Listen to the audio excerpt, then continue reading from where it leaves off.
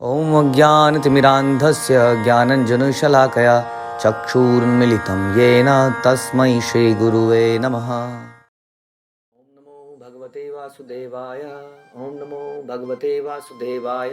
ॐ नमो भगवते वासुदेवाय। हम अब सुनेंगे श्रीमद् भागवतम कैंटो 1 यानी कि खंड पहला और अध्याय दूसरा, श्लोक संख्या 21। भिद्यते हृदय ग्रंथि छछन्ते सर्व संशया क्षीयन्ते चास्य कर्माणि दुष्टा एवात्मनीश्वरे।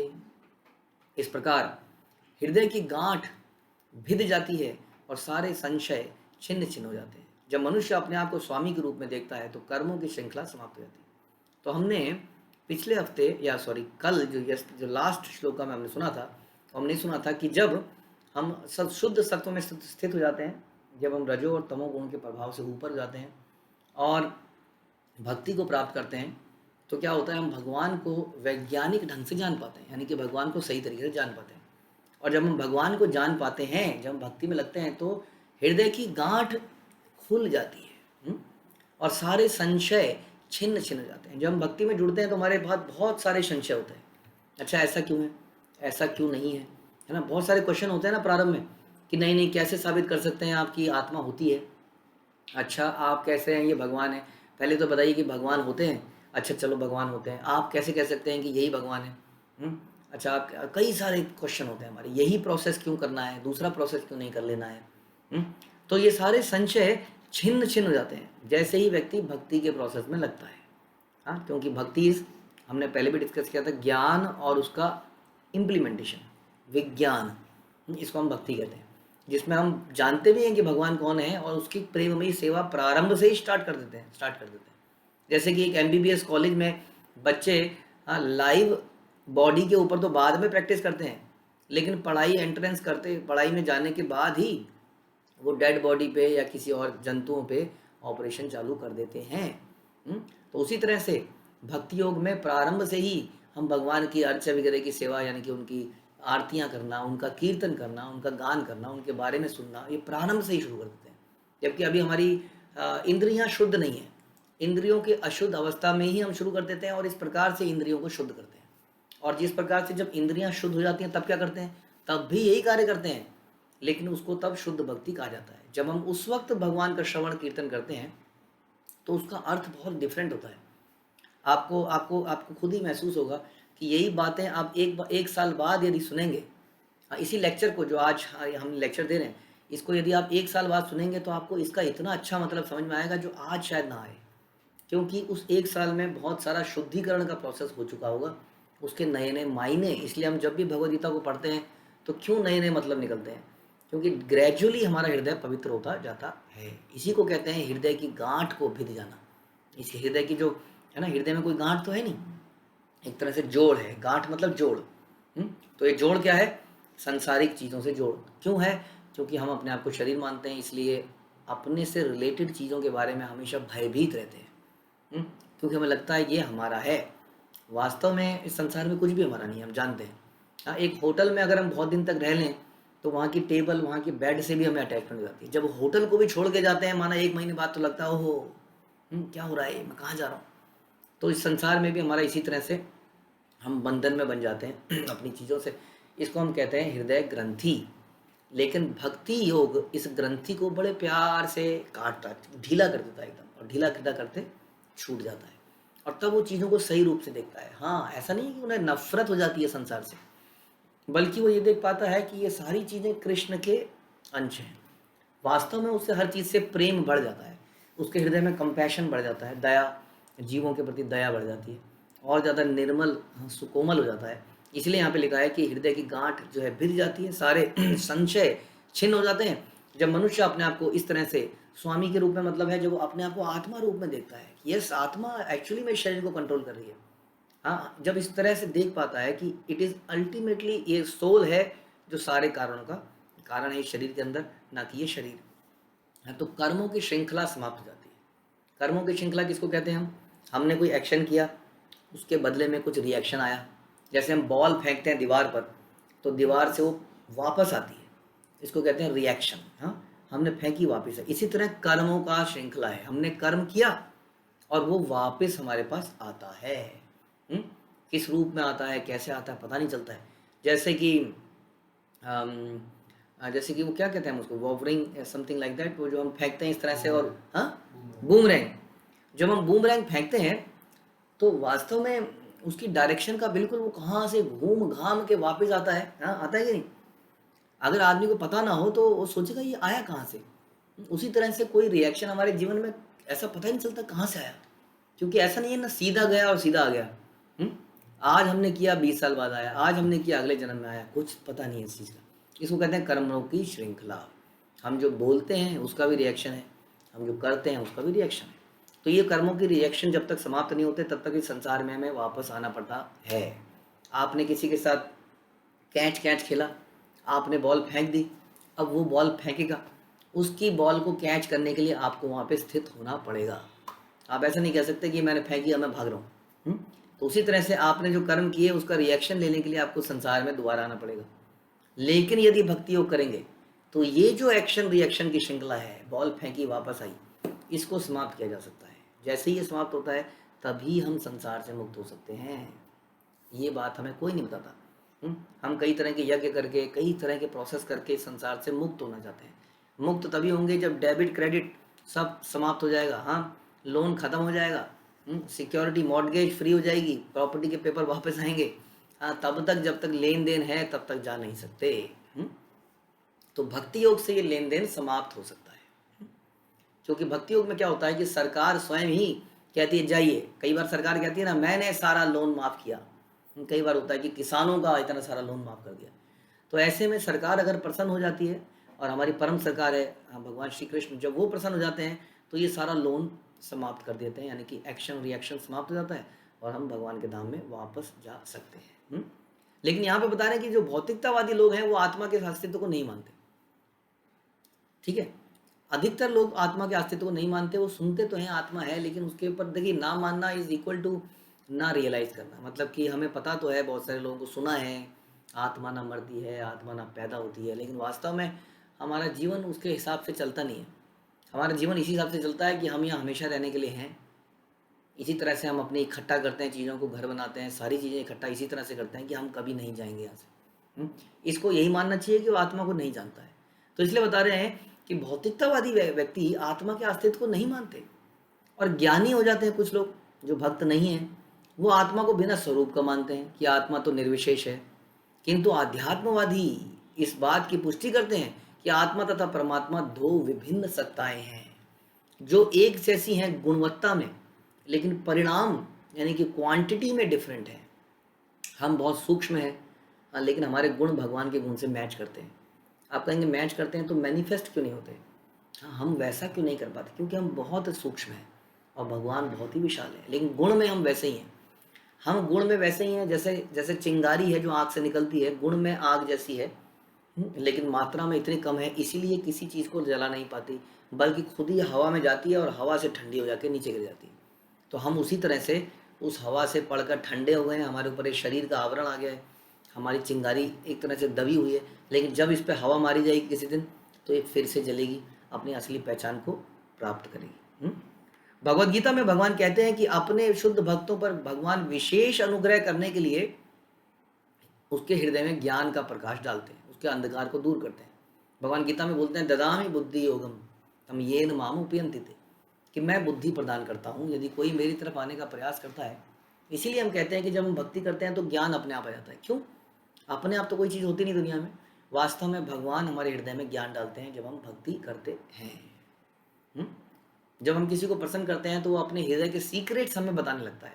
एक टीचर से निकलवाना वाला एक बहुत ही अच्छा शिष्य होता है जो टीचर के अंदर से सारी चीज़ें निकलवा लेता है।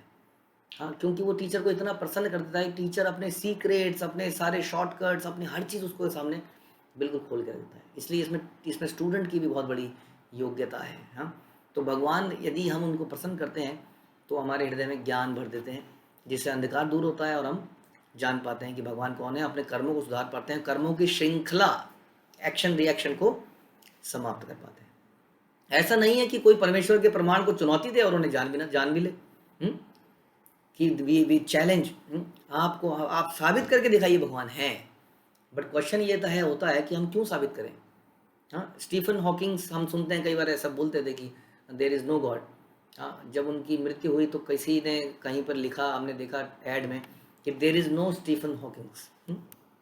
तो भगवान तो हैं, पहले भी थे और अब भी हैं, लेकिन उनको चैलेंज करने वाले आए और चले गए, तो उससे किसका नुकसान हुआ। हम अपने जीवते जी भगवान को पहचान कर वास्तव में अपने जीवन को सफल बना सकते हैं। यदि हम चैलेंज करेंगे तो हम अपना ही नुकसान करेंगे, उनको तो कभी जान नहीं पाएंगे। क्योंकि भगवान ऐसे लोगों की आंखों में पर्दा डाल देते हैं जो एनीवे से हैं, उन्हें जानना ही नहीं चाहते हैं। पर्दा तो डला ही हुआ है ऑलरेडी, इस भौतिक संसार में पर्दा ही पर्दा डला हुआ है। हाँ, वो पर्दा कभी हटता नहीं है। तो ये यहाँ पे बता रहे हैं कि जो उन्हें चुनौती देगा वो कभी उनको नहीं जान पाएगा। लेकिन भक्तगण क्या होते हैं, भक्तगण बड़े विनीत होते हैं। विनीत मतलब जानते हैं आप, सरल हृदय वाले, हम्बल जिसको हम कहते हैं। हाँ, वो कभी किसी को चैलेंज नहीं करते, वो बड़े हम्बल भाव से अपने गुरु के पास जाते हैं और बड़े हम्बली प्रश्न पूछते हैं, तो भगवान उनको उजागर कर देते हैं। इस प्रकाश के द्वारा भक्त आत्मा तथा पदार्थ के अंतर को सही सही समझ पाता है। ये जो ज्ञान है, भक्ति से जो ज्ञान मिलता है, इससे हमें बड़ा क्लियरली समझ में आता है क्या, कि पदार्थ यानी कि मैटर, जो इस संसार के अंदर हम मैटर देख रहे हैं, मैटर ये सारी वस्तुएं हैं। जैसे कि सोना भी क्या है, हम सोना या डायमंड क्या है, एक वस्तु है, उसको समझ में आता है। बल्कि शास्त्र में तो कई जगह पर गोल्ड को एक एक तरह का वो बोला गया, मल, पीले रंग का मल, क्योंकि मल का रंग भी पीला होता है, गोल्ड का रंग भी पीला होता है। तो साधु लोग उनको एक मैटर ही समझते हैं, नॉट मोर देन मैटर। और आत्मा इज डिफरेंट। आत्मा के अंदर चेतना है, उसके अंदर चेतना है, तो ये उसको समझ में आता है। क्योंकि आत्मा और पदार्थ की ग्रंथि भगवान द्वारा खोली जाती है ना। ये जो ग्रंथि है, जो इल्यूजन है कि मैं ये शरीर हूँ, इसको दूर करने के लिए कृष्ण ही हमारी मदद कर सकते हैं, यदि हम भक्ति योग करें तो। अतएव जो ही ये ग्रंथि शिथिल होती है, संशय के सारे बादल छूट जाते हैं। कि सारा का सारा जो डाउट है, जो इल्यूजन है, जो संशय है, वो केवल एक ही कारण से है कि हम अपने आप को ये बॉडी मानते रहते हैं, और हमें पता भी है कि हम नहीं है, लेकिन समहाउ ये इतना जटिल है, हाँ, कि इससे हम अलग अपनी पहचान बना ही नहीं पाते। लेकिन जैसे ही हम भक्ति योग करते हैं, भगवान ज्ञान प्रदान करते हैं, तो धीरे धीरे ये ग्रंथि ढीली पड़ने लग जाती है भौतिक जगत में। और बता रहे हैं कि उसके बाद व्यक्ति, मनुष्य अपने स्वामी का दर्शन करने लगता है, भगवान का दर्शन करने लगता है, और सकाम कर्मों के बंधन को समाप्त करके, कर्मों के एक्शन रिएक्शन को समाप्त करके भगवान की दिव्य प्रेमा भक्ति में लग जाता है। ये कोई मुश्किल काम नहीं है। भगवान का नाम जपना, उनके बारे में सुनना, जैसे अभी हम सुन रहे हैं, बस ऐसे ही सुनते सुनते सुनते हृदय की ग्रंथि ढीली पड़ जाएगी। आप लाइव देख सकते हैं कुछ दिनों बाद। भौतिक जगत में जीव स्वयं कर्म बंधन की सृष्टि करता है और जन्म जन्मांतर तक अच्छे बुरे कर्मों का फल भोगता रहता है। देखिए, कई बार हम बॉल फेंकते हैं सीधी सीधी, तो सामने वाला भी सीधी सीधी बॉल फेंकता है। कई बार हम बॉल टेढ़ी करके फेंकते हैं, वो जंप मार के पकड़ता है, वो सोचता है मैं भी तुम्हें देख लूंगा, वो भी बॉल टेढ़ी फेंकता है, और कई बार बॉल इधर से निकल जाती है ना। यानी कि एक्शन रिएक्शन सीधे सीधे नहीं होते हैं, कुछ अच्छे होते हैं और कुछ बुरे होते हैं। इसी चक्कर में वो बॉल को कैच करने के चक्कर में ही रह जाता है। हाँ, वो भूल जाता है और कुछ करना। उसी तरह से हम इन एक्शन रिएक्शन, आज अच्छा कर्म आया, कल बुरा आया, बुरे को कैसे ठीक करूं, बुरे को ठीक करने के लिए एक और कर्म किया, उसको एक बदले में एक और रिएक्शन आया। तो इस तरह से वो बॉल की जगलिंग करने में इतना व्यस्त हो जाता है कि जीवन के असली मूल्य को भूल जाता है। तो उससे बचना है तो भक्ति योग में लगना पड़ेगा, बड़ा इंपॉर्टेंट है। अतो वे कवयो नित्यम भक्तिम परमया मुदा वासुदेवे भगवती कुर्वन्त्यात्म प्रसादनीम। अतएव निश्चय ही सारे योगी अनंत काल से अत्यंत प्रसन्नता पूर्वक भगवान श्री कृष्ण की भक्ति करते आ रहे हैं, क्योंकि ऐसी भक्ति आत्मा को प्रमुदित करने वाली है। इसीलिए बता रहे हैं कि अनंत काल से जो महाजन है, महाजन, वो बड़ी प्रसन्नता से भगवान कृष्ण की भक्ति करते आ रहे हैं, क्योंकि ऐसी भक्ति आत्मा को प्रमुदित, एकदम उसको अपलिफ्ट करने वाली है, उसको आनंद देने वाली है। तो महाजन ये न पथा सगन था। जब इतने महान महान व्यक्ति जैसे कि व्यास देव, नारद मुनि, शुकदेव गोस्वामी, प्रहलाद महाराज, ध्रुव महाराज, भीष्म देव, यमराज, इतने अनेक अनेक लोग, हाँ, इस भक्ति योग को करते आए हैं, भगवान कृष्ण की भक्ति करते आए हैं। हाँ, तो हमें महाजनों के प्रथ पे चलना चाहिए। हमारे जीवन में इतना समय नहीं है कि हम रिसर्च एंड एनालिसिस करें।